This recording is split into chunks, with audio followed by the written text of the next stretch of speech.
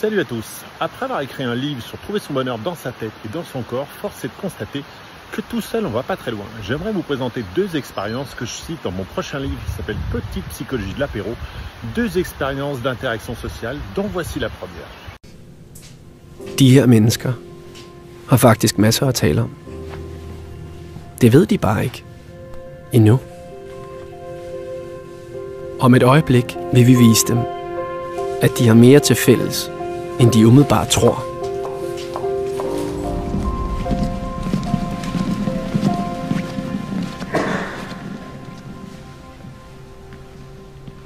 Hej alle sammen.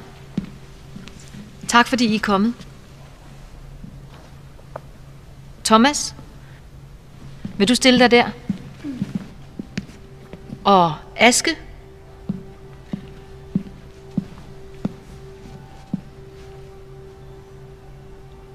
Thomas, du bor med din familie i et dejligt hus på Vinkelhøj 8 i Viby. Før I flyttede ind, var det faktisk dit barndomshjem, Aske. Det er rigtigt.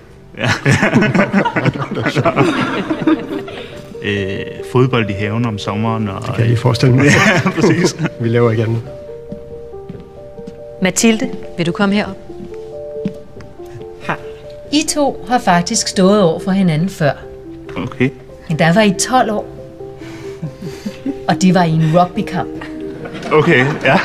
Kampen endte i øvrigt 42-0 til Askes hold. Tak for kampen. Ja, tak. Inger.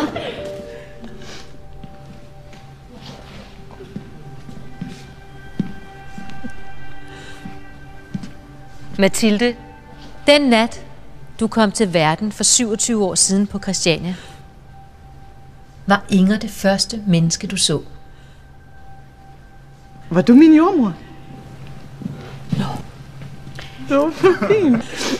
Kan du huske det? Anna, i 2012 er din mand ude at løbe en tur. Pludselig falder han om med hjertestop. Ja. Heldigvis er der en, der reagerer hurtigt og redder ham.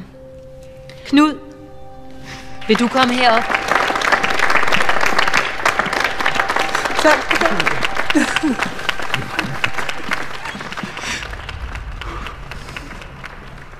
Godt at hilse på dig.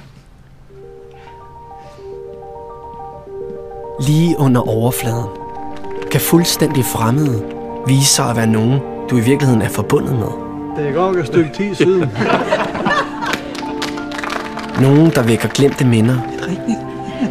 som det allerførste kys.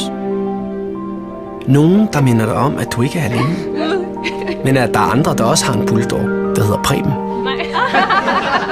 Nogen som Thomas, der slukkede en brand hjemme hos Vibeke. Vi er så taknemmelige for, at brandvæsenet kom så hurtigt. Nogen, du har gamet med i årevis, men Kender I to hinanden? aldrig har hilst på. Nej. Altamon, mød Lil Salt. Det er løgn. Det er topfraggeren. Jeg har fandme kendt den anden i 3-4 år, uden at nogensinde mødt den anden, eller set den anden før. Altså. Hvis vi nærmer os hinanden, kan det være, at vi opdager, at vi deler samme skæbne. Rana og Maha, I kom til Danmark fra Syrien for 4 år siden.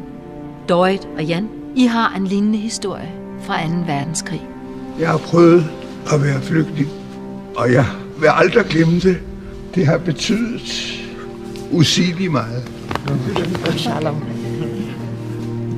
Og Rikke, det var din oldefar, der risikerede sit liv ved at sejle Jan over Øresund den oktoberaften i 1943. Det er nemt at passe sig selv. Det kræver lidt at passe på fællesskabet. Men er følelsen af at have noget til fælles, noget der binder os sammen, ikke det hele værd? TV2